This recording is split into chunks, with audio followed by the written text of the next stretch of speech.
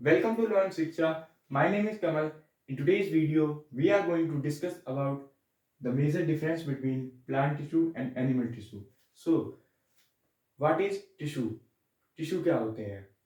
Tissue is a group of cells that has similar structure to perform a specific function. Tissue क्या होते हैं? Tissue जो होते हैं वो groups of cells, दो या दो से ज्यादा जब सेल्स मिलती हैं तो वो बनाते हैं टिश्यू। और इनका जो फंक्शन होता है वो सेम होता है, इनका जो स्ट्रक्चर होता है वो भी सेम होता है। Most of the tissue are same. So there are two types of tissue, plant tissue and animal tissue. Now we will see the major difference between plant tissue and animal tissue. First, they are fixed, they are not fixed. इसका मतलब क्या है? Plant tissue जो है वो fix रहते हैं, लेकिन एनिमल टिश्यू जो है वो फिक्स नहीं रहते हैं। प्लांट टिश्यू फिक्स से मतलब क्या है? प्लांट टिश्यू जो है वो जहाँ पे ग्रो कर गए हैं वहीं पे रहेंगे, लेकिन एनिमल टिश्यू मूव करते रहेंगे, यहाँ से वहां, दिल्ली से हरदोई, कलकत्ता, मुंबई, कहीं भी जा सकते हैं। लेकिन प्लांट टिश्यू ऐसा नहीं है कि आप दिल्ली से कोलकाता ले जाओ, ऐसा नहीं कर सकते। जैसे कि एक प्लांट है, ठीक है, तो आप कहेंगे कि ये इधर चला जाए, नहीं जाएगा, क्योंकि ये फिक्स हो गया है, ये मूव नहीं कर सकता है। ये वैसे तो मूव कर लेगा जब हवा चलेगी, लेकिन ये वैसे मूव नहीं कर सकता, ये अपनी प्लेस चेंज नहीं कर सकता। लेकिन एनिमल्स में क्या होता है? एनिमल्स में आप अपने आप को देख लीजिए, एनिमल्स में क्या होता है? ये मूव कर सकते हैं, ये फिक्स नहीं होते हैं, ये कहीं से भी कहीं जा सकते हैं, कोई भी प्लेस ये चुन सकते हैं, ठीक है। तो जो प्लांट टिश्यू होते हैं they are fixed and animal tissue are not fixed. So second is growth in limited region, growth in every part. इसका मतलब क्या है? प्लांट टिश्यू जो होते हैं उनकी ग्रोथ लिमिटेड होती है।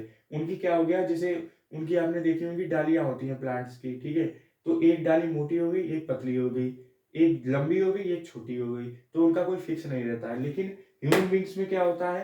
ह्यूमन बींग्स में हमारी ग्रोथ जो है एवरी पार्ट में होती है। आप अपने आप को देख लीजिए, हमारा जो हाथ है वो, दोनों हाथ हमारे सेम साइज के हैं, पैर है दोनों सेम साइज के हैं। ऐसा तो है नहीं, हाथ एक छोटा है एक बड़ा है, पैर एक मोटा है एक पतला है, ठीक है। तो हमारे जो टिश्यूज होते हैं plant tissue, they are they are limited region growth. In plant tissue growth in limited region से रहेगी, but in animal tissue growth in every part, हर पार्ट में होगी। So the third is need less energy to survive, need more energy to survive. अब इसका मतलब क्या है? अब आप देख लीजिए, प्लांट टिश्यू है, अब ये वही वाली बात आ गई कि फिक्स्ड है, ये इसमें क्या एनर्जी, अब जब ये फिक्स ही रहेंगे तब इन्हें ज्यादा एनर्जी की जरूरत ही क्यों रहेगी? जब ये एक जगह पे फिक्स है, इन्हें इन्हें ना कहीं जाना, ना कहीं कुछ, ना कोई काम करना, ये सिर्फ अपना फूड बनाते हैं। फूड के लिए जितनी एनर्जी इनको चाहिए वो तो अपनी ले लेते हैं, लेकिन ये घूमते फिरते तो है नहीं, तो इन्हें ज्यादा एनर्जी की जरूरत ही नहीं होती है, ठीक है। लेकिन हमारे एनिमल्स में क्या होता है? एनिमल्स देखे होंगे आपने, लॉयन, टाइगर, या अपने आप को ही देख लीजिए, हम लोगों को मूवमेंट करनी पड़ेगी। हम लोग जब तक चलेंगे फिरेंगे नहीं तब तक हमें अपना खाना ही नहीं मिलेगा। लेकिन प्लांट अपना जो फूड है वो अपने एक प्लेस पे खड़े होकर ही बना लेता है।